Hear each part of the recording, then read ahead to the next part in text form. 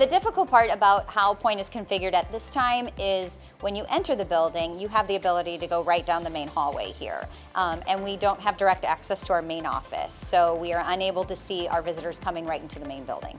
By having a greeting center, so we would have the ability to see our families as they entered or see any visitor that would come to the main door and buzz in.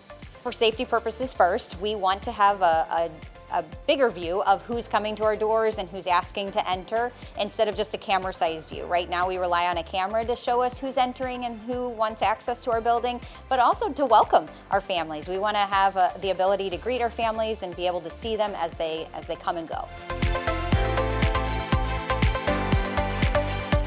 Some of the challenges of the back entrance of the building is we do not have a ramp on one of the exits of the building, so they are adding an ADA accessibility ramp for a staircase that we have in the back side of the building as well. In the event of an emergency, it would also provide quick access to an exit or an entrance needed for emergency personnel or staff or students or anyone in the building to immediately leave the building if they needed to.